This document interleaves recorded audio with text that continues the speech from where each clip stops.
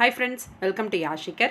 நம்மளோட ஸ்டார்ட் மியூசிக்கில் நம்மளோட ஃபேவரட்டான ஆக்டர் விஜய் சேதுபதி வரப்போகிறாரு அப்படின்ற அப்டேட் ஆல்ரெடி கொடுத்துருந்தேன். அதோட ப்ரமோஸ்லாம் வந்திருந்தது.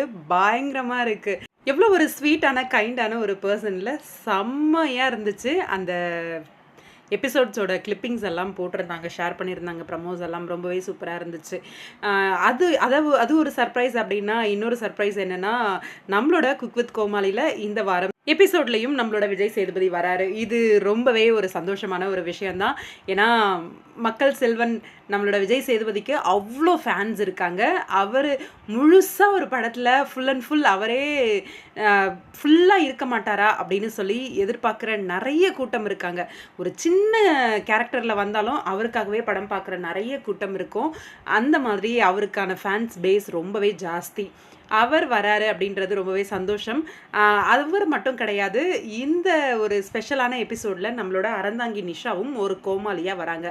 இந்த எபிசோட்க்கு மட்டும் வராங்களா, இல்லை இனி அப்கமிங்கில் வர குக் வித் கோமாளியில் எல்லாத்துலேயுமே கோமாளியாக வர போகிறாங்களா அப்படின்னு தெரியலை. கண்டிப்பாக ரொம்பவே ஃபன்னாக இருக்க போகுது அப்படின்னு மட்டும் நல்லா தெரியுது. சின்னத்திரை நயன்தாரா அப்படின்னு சொல்லி நம்மளோட அறந்தாங்கி நிஷா அவங்களே சொல்லிப்பாங்க.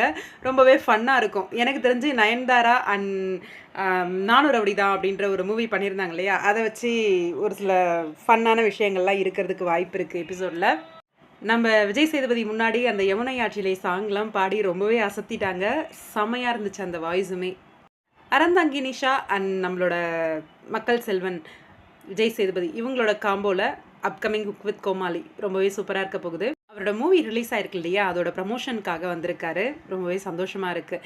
சூப்பர் டூப்பர் ஹிட் ஆகும். கண்டிப்பாக நல்லா இருக்குது மூவி அப்படின்னு எல்லாருமே சொன்னாங்க.